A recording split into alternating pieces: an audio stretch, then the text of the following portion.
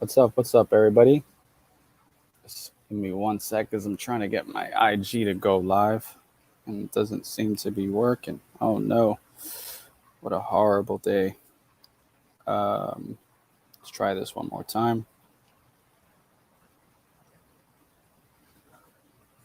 All right, we got it live. Cool. Sorry about that. Let me just get this up and running.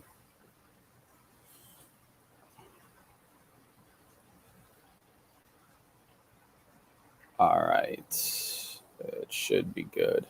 Cool. Well, happy Monday, guys. I didn't, and ladies, I didn't have anything um, planned or in particular that I wanted to talk to you specifically today. Um, I just wanted to freestyle. Um, Reading this book right now called Effortless. It's the same author who wrote the book Essentialism. What's his name? Greg, Greg something. But anyways, if you haven't read Essentialism, it's a really good book.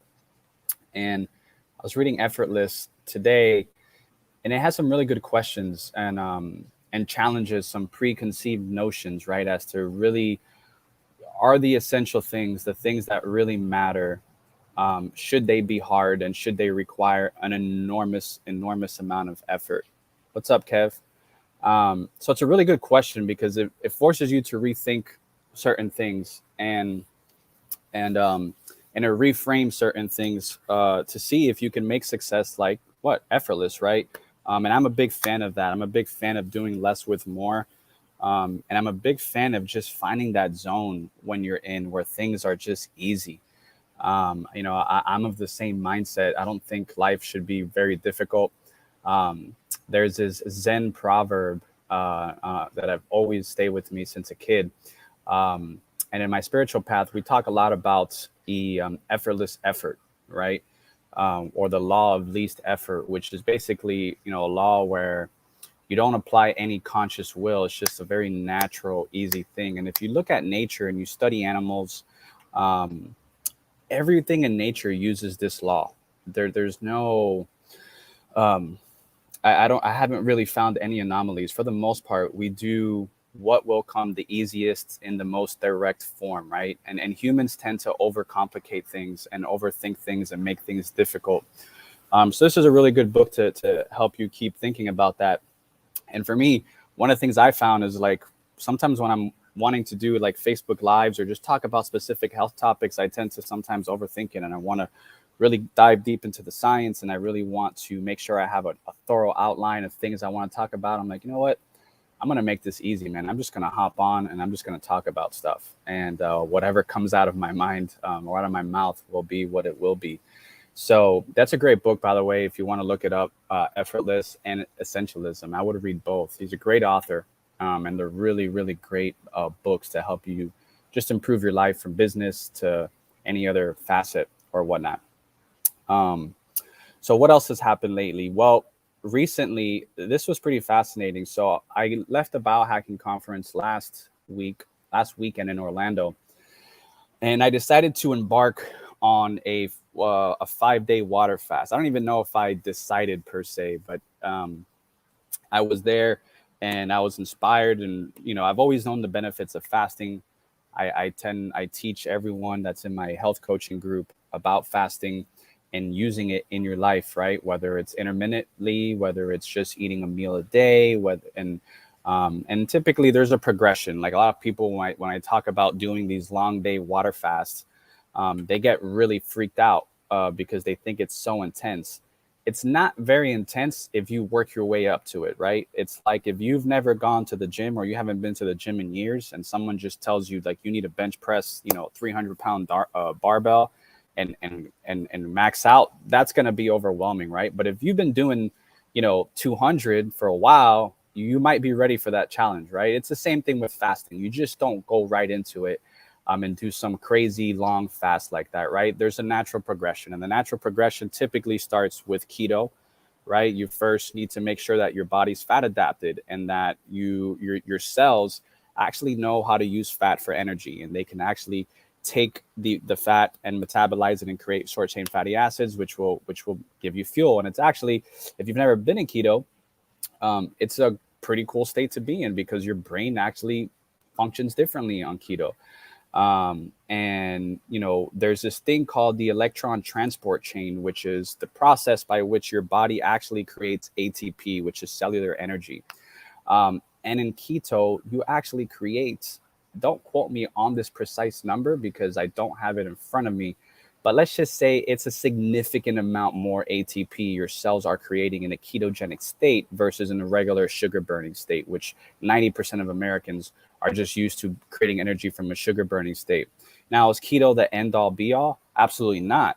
You should, but we ebb and flow. And when you study humans and you go back, millions of years or hundreds of thousands of years, we've always been in this ketogenic state. I see I got a heart here. Thank you very much for the love. Let me know who's on. I can't see you on Facebook.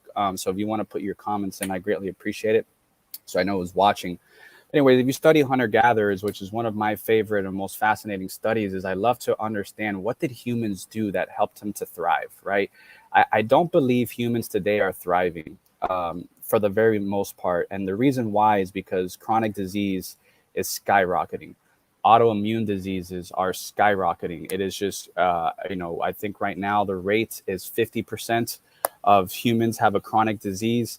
And honestly, I think it's underrated. There was a Dr. Pompa at the biohacking conference. I haven't seen the research on this. I don't know where he got the statistic from, but he says that 95% of Americans have some type of autoimmune condition, which hasn't been diagnosed yet. There's so many autoimmune conditions that are still coming. We still don't have diagnoses for them. And if that's the case, that means that we have way more chronic disease than the 50%. But anyways, back to this, you look at these hunter-gatherers and I'm fascinated to know what did they do that got them to thrive. And if you look at fossil records and study of anthropology, you see that humans got stronger through bone density tests. They can see that our bones were bigger, were healthier. They can see that our brains were larger. And the human species is the most dominant species on the planet, right? Without question. But now, since the agricultural revolution, which I don't think is paradoxical in any sense, since we've started eating way more grains, corn, monocrops, right? Humans have actually gone shorter. Bone density has decreased.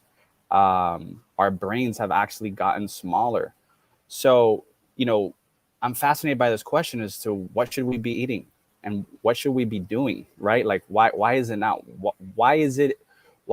it not working, and what's causing it to not work?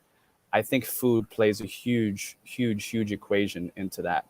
But anyways, so back to the whole thing, like with this whole ATP thing, you create way more ATP, cellular energy, from ketones, right? I want to say it's probably at least 4-to-1 more molecules of ATP compared to glucose. It might be radically more than that. Again, don't quote me on it because I just don't have the statistic in front of me to give it to you. But you get way more energy. And that's why being in state of ketosis is really, really cool. So if you want to go into a longer fast, starting with keto first is the first thing, is getting your body fat adapted, right? And an easy way to do that, my favorite way that I teach people, is just start drinking bulletproof coffee if you're a coffee drinker. If you don't like coffee, you can do it with tea, right? The idea is put some C8, specifically C8 MCT oil, right? Put some ghee, some grass-fed butter if you tolerate dairy. Blend it. You get these healthy fats that don't technically break a fast, right? That should keep you satiated for pretty long, and it should help you continue to not eat for a long period of time, give you nice, clean, smooth energy. And then little by little, as you start getting used to that, you can gradually start extending your fast. And if you still need to eat lunch, that's fine. Just don't have a lot of carbs for lunch, very little, and little by little, you start gradually adapting to this fat lifestyle, to this keto lifestyle. And then with time, you get used to it. It becomes easy. You don't think about it. It becomes effortless. You start noticing more energy. You start noticing cognitive improvements. You start noticing better gut function, all these things. And then you can little by little start flexing your muscles.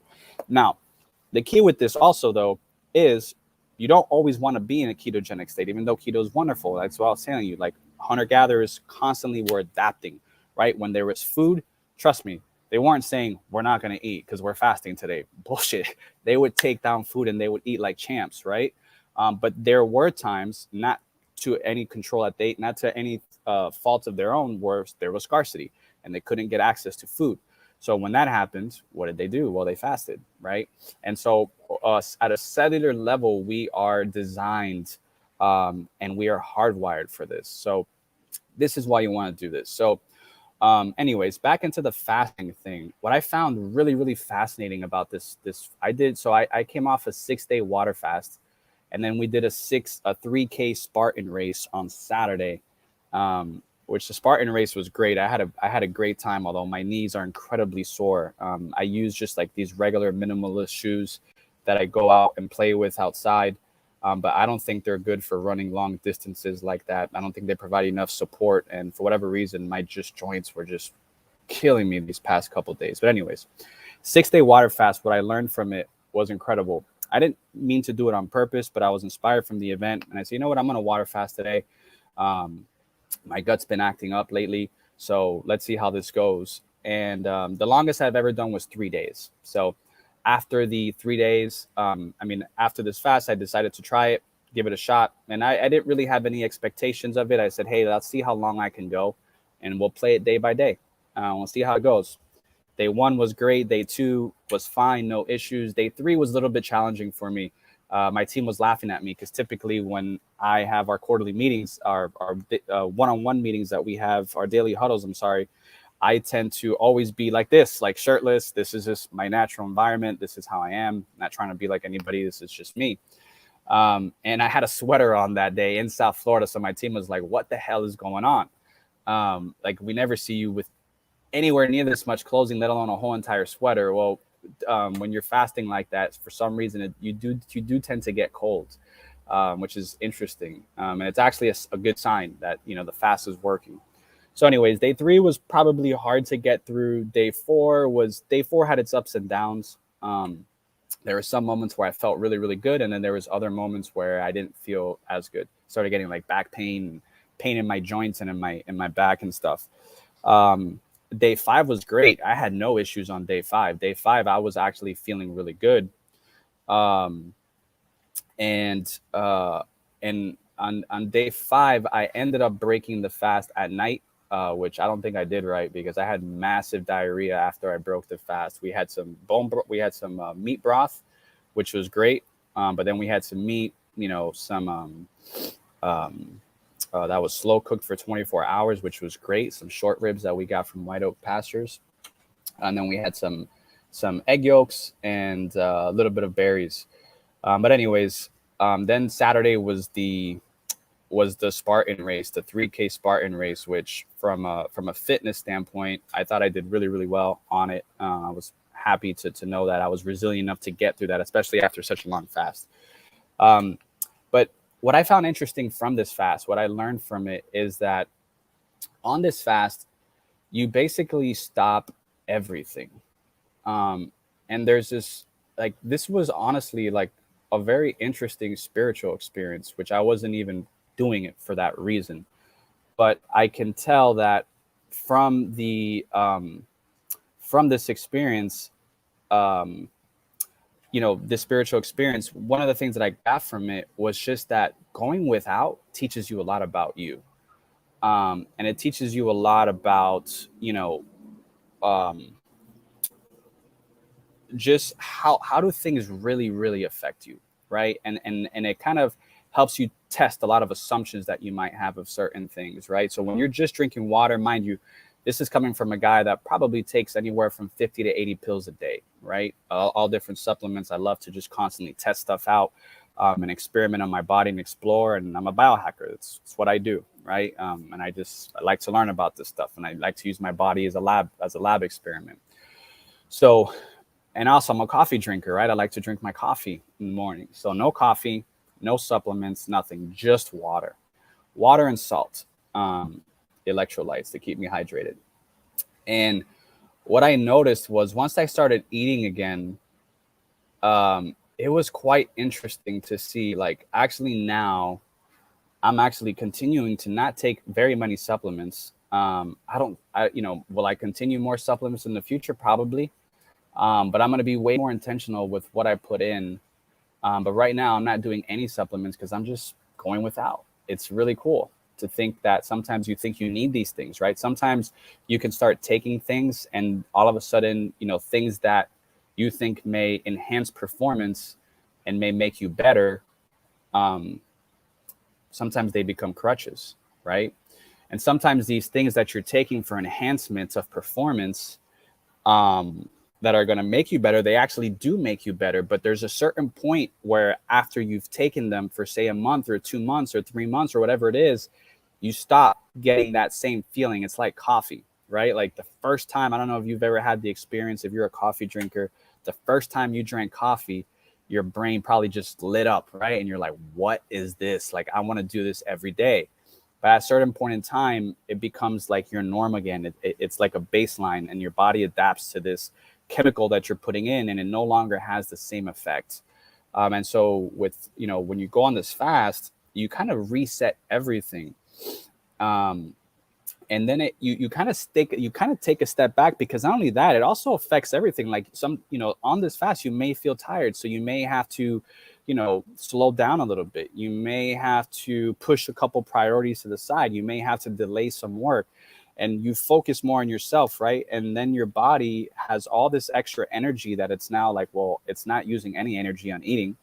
um, it's probably not using a lot of energy on thinking either, because sometimes you don't even feel good, and it's working about is just recovering. It's all it's doing. And so it gives you this space where you can kind of just step outside for a little bit and objectively view what it is that you're doing on a day-to-day basis every day, and where is it taking you, and how are these things like affecting you, right? And I just found that so valuable and so interesting, at least for me, to be able to do that. And so it's completely changed up certain things for me as far as routines. It actually did heal my gut, as well, because my gut was off from taking some antibiotics I had to take a month and a half ago. um, and it so far so good. After breaking my fast, my gut's been great, way less gassing. Bowel movements are amazing again. And there was a healing benefit from too. But what I really liked was the approach of just taking a step back. And this is something that I think I am going to start doing more religiously, whether it's once a month or once a quarter, just go without, because I think going without gives you perspective. um, and then, Mr. Greg, how are you, brother? It's good to see you. But this going without gives you perspective, and the perspective will allow you, I think, to better steer the ship in where it is that you want to go in life. And sometimes there's just too much going on in life, um, and there's just too much noise for us to be able to see clearly, think clearly, and really just take a step back and look at stuff from a different angle. I think fasting provides this angle. So there's a multifaceted, different, um, uh, benefit, I guess, to fasting, not only from a cellular standpoint, because, from a cellular standpoint, your cells are actually also going to improve, right?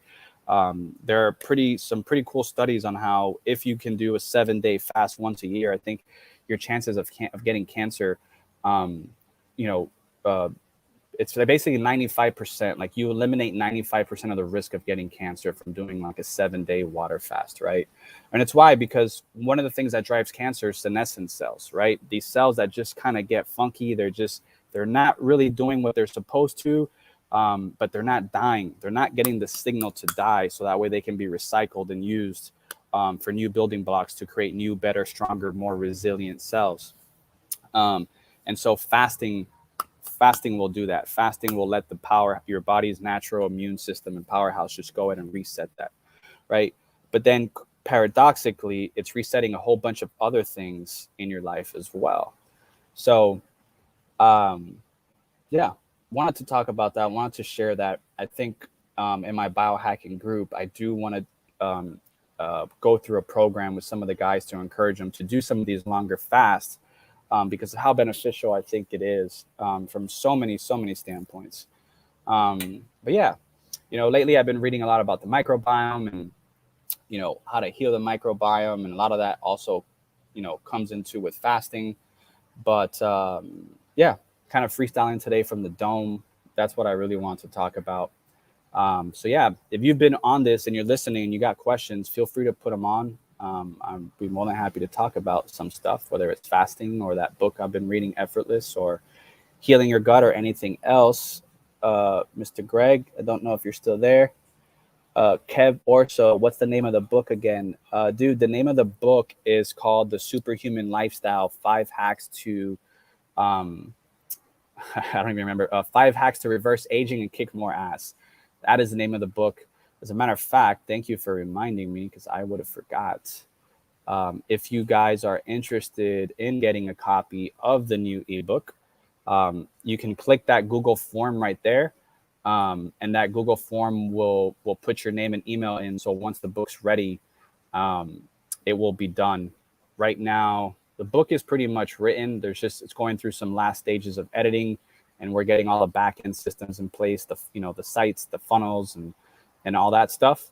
But I'm excited. Never actually done this before. It's been cool to basically, as I've been going through, I started on a healing journey. I would say sometime around 2017 is when I first found functional medicine and really started learning about ancestral health and learning about how all these modern, just our modern way of life is just causing disease for a lot of people. So it's been cool to be able to take all the research and everything that I've learned and kind of consolidate it into a framework that you can use to take your life to a new level, a new height of energy, focus, clarity, and resilience. Right. One of my mentors, Chris Kresser, posted something recently which I liked, which was that he's looking at health in a different way, which is instead of health being an absence of symptoms and disease, he's looking at health more from a resilience standpoint. Rather, as whatever life throws at you, you can deal with it and you can kick ass in that state. So, I love that viewpoint because, sometimes there's always going to be little glitches going on in the system sometimes that happen. And it forces you to focus and tweak and adapt your routines and your regimens and your supplement stacks and your diet to fix these things. But sometimes it's not a big deal if you're still thriving and you're still kicking ass, right? That's kind of what health is about. It's being able to just be the best version of yourself, at whatever's happening in your life. And, a lot of people are just, they're just getting by. They're kind of like the frog in the boiling water. The water started boiling, years ago, maybe 10, 15, 20 years ago. And it's just been gradually boiling. And it's become to a fact where the water is boiling and it's so hot. They're just used to it. They have no idea.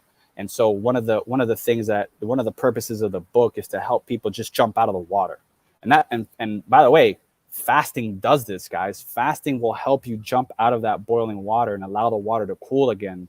So once the water cools, you can step back in, and now your sensitivity to the heat will actually increase. And now you can be like, oh, I didn't realize that being around this person was this toxic for me, or I didn't realize that eating this specific food actually makes me feel like shit and tired and lethargy, right? Or gives me headaches or joint pain or whatever it is, right? So that's a cool thing about fasting. Let me see here. No, I don't think, I think that's the only comment or question that we got. Let me know if anybody else wants to ask anything else before we go. And if not, we'll call it a day. We got I can see actually some love. We got some love from Mr. Ben and Double D. How are you, bro? And looks like we're good. So, all right, guys. Well, hope you have a fabulous Monday. Again, you could use that link to sign up for the Superhuman Lifestyle.